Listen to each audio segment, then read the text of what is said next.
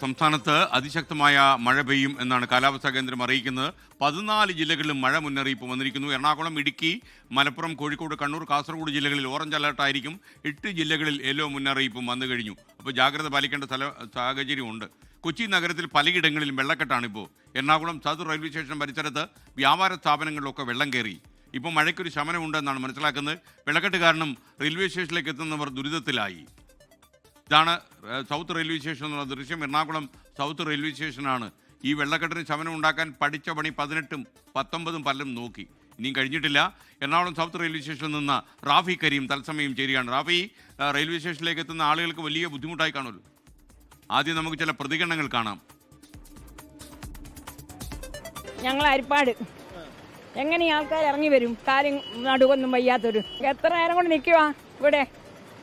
എത്ര നേരം കൊണ്ട് നിൽക്കുവാ? എന്തോ പറയാനാ, കഷ്ടം പിടിച്ച് ഇടപാടായിപ്പോയി.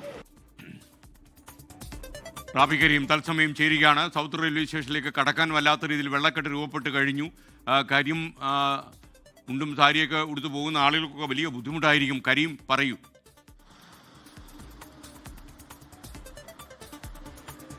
തീർച്ചയായും വലിയ ബുദ്ധിമുട്ടാണ് എറണാകുളം സൗത്ത് റെയിൽവേ സ്റ്റേഷനിൽ വന്നിറങ്ങുന്ന യാത്രക്കാർ അനുഭവിക്കുന്നത്. വലിയ യാത്രാ ദുരിതമുണ്ട്. കാരണം ഈ ദൃശ്യങ്ങളിൽ കാണുന്നത് പോലെ വലിയ വെള്ളക്കെട്ടാണ് രൂപപ്പെട്ടിരിക്കുന്നത്. ഇന്ന് പുലർച്ചെ പെയ്ത ശക്തമായ മഴയിലാണ് എറണാകുളം സൗത്ത് റെയിൽവേ സ്റ്റേഷൻ പരിസരത്ത് ഇത്തരത്തിലുള്ള വലിയ വെള്ളക്കെട്ട് രൂപപ്പെടാനുള്ള കാരണം.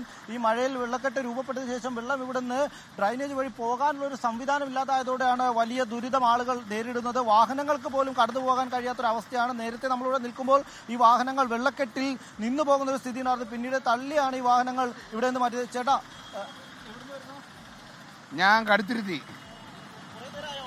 ഇല്ല, കുറച്ചു നേരം നിന്നു. അവസാനം വെള്ളത്തിൽ ഇറങ്ങാൻ തീരുമാനിച്ചു. അത് തന്നെ, വേറെ വഴിയില്ലല്ലോ.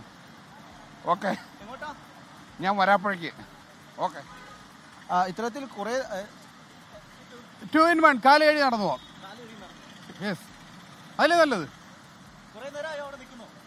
ഇതിലേക്കൂടെ മേളിൽ കയറി തിരിച്ചിറങ്ങി തിരിച്ചു വരികയാണ്. എൻ്റെ കാലൊടിയായിരിക്കും, അതിലെ വീണ്ടും നടന്നു പോകുന്നു. Okay, thank you. വേറെ മാർഗമില്ലല്ലോ. ഓക്കെ, ഇത്തരത്തിലാണ് ആളുകൾ. ഈ ഒരു മെട്രോ പില്ലർ ഉണ്ട്. ഈ മെട്രോ പില്ലറിന് ഏകദേശം ഒരു 5 അടിയോളം പൊക്കമുണ്ട്. ഈ മെട്രോ പില്ലറിന്റെ മുകളിലൂടെ കയറി അവിടെ നിന്ന് താഴെ ചാടി ഇറങ്ങി വേണം ആളുകൾക്ക് ഈ റെയിൽവേ സ്റ്റേഷനിൽ നിന്ന് പുറത്തേക്ക് പോകാൻ. ഇതാണ് സാഹചര്യം. ഈ മെട്രോ പില്ലറിലേക്ക് കയറണമെങ്കിൽ ചെറിയ ഒരു അരയടി മാത്രം വീതിയുള്ള ഒരു തിട്ടിൽ കയറി നിന്ന് അവിടെ നിന്ന് വേണം മെട്രോ പില്ലറിന്റെ മുകളിലേക്ക് കയറാൻ. അങ്ങനെ കയറി നിൽക്കുന്നതിന് വേണ്ടി മറുഭാഗത്ത് വലിയ ക്യൂ ഉണ്ട്.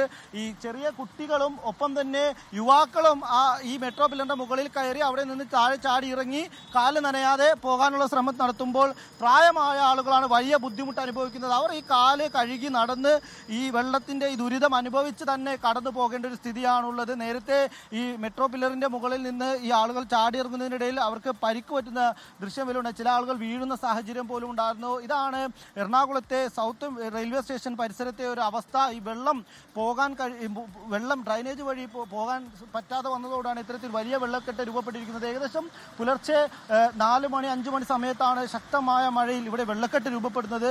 പിന്നീട് ഈ വെള്ളം പോകുന്നില്ല എന്നുള്ളതാണ് ഏറ്റവും വലിയ ബുദ്ധിമുട്ട്. നിലവിൽ ഈ റോഡുകളിലെ വെള്ളമെല്ലാം ഇറങ്ങിപ്പോയിട്ടുണ്ട്. പക്ഷേ ഈ സൗത്ത് റെയിൽവേ സ്റ്റേഷന് മുന്നിലെ ഭാഗത്താണ് വലിയ പ്രതിസന്ധി രൂപപ്പെട്ടിരിക്കുന്നത്.